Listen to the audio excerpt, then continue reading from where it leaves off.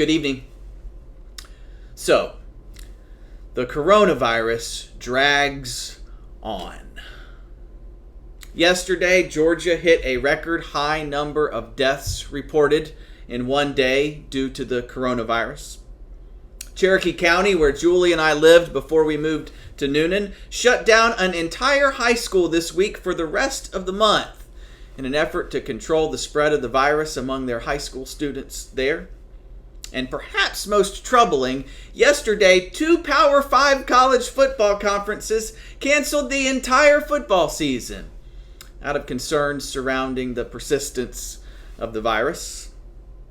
Summer has almost disappeared in the COVID-19 fog. Each week seems the same as the one before it, and the future looks just like more of the same. I've got virus fatigue. And I've talked to enough of you in the last week or two to know that many of you do too. We just want to get on with our lives. We just want things to return to something close to normal.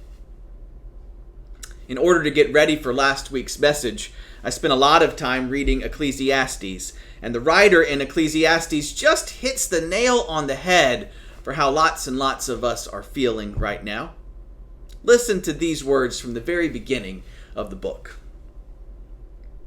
Meaningless, meaningless, says the teacher, utterly meaningless. Everything is meaningless.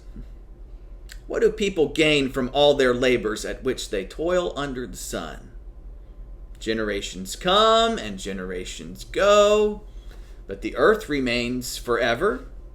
The sun rises and the sun sets and hurries back to where it rises. The wind blows to the north and turns to the south. Round and round it goes, ever returning on its course.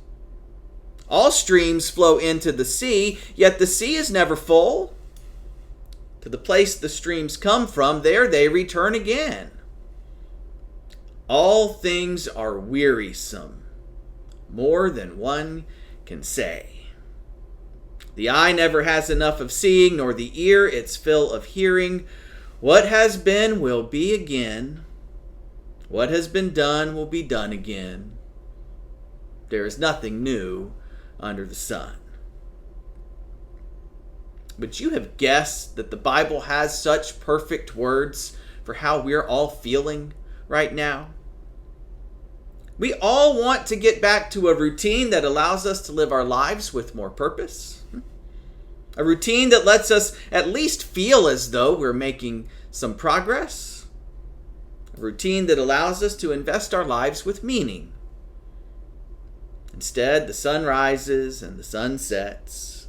The wind blows north and the wind blows south.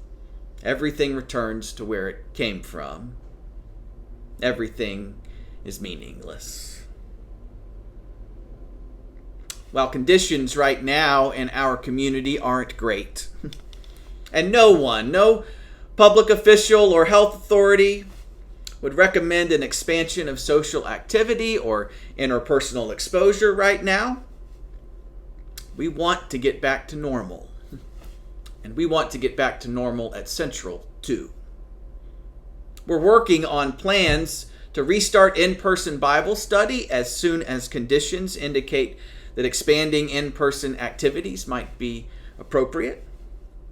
We're talking right now about creative ways to get us together on Wednesday nights again, even if we can't eat together and even if it's just for a few minutes.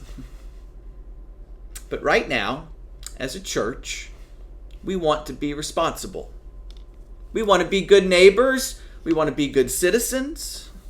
We want to do everything we can to help our schools get off to a great start. And maybe even to see conditions improve to the point where students can go back to learning in person in their classrooms with their friends and in front of their teachers. So do all the things our public health officials are asking of you right now. That's what we're aiming for at the church. Limit your contact with other people. Wear your masks. Maintain social distance. And pray for our teachers and students and parents and health professionals, for everybody who's trying to get us back to normal as soon as possible. We've just compiled the results of our second congregational survey. Nearly 250 of you responded, representing a great cross-section of age groups and family situations. 60% of our congregation told us that they are not ready to extend in-person activities beyond worship at Central at this time. Even more expressed some hesitancy about resuming in-person Sunday school. We're grateful for your feedback.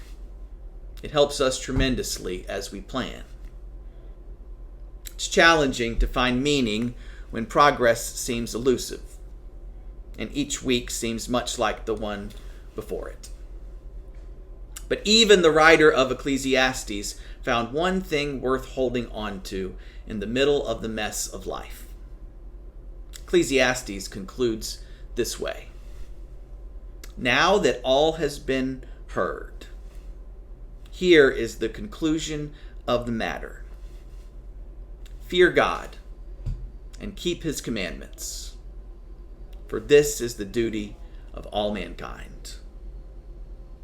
We do have a purpose.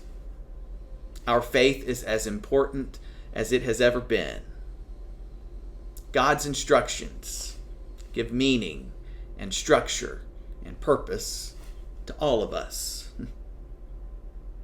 We'll get back to normal soon. Until then, as the writer of Ecclesiastes says, remember your Creator in the days of your youth, before the troubles came. There's a lot of wisdom in that. I'll see you virtually or in person this Sunday.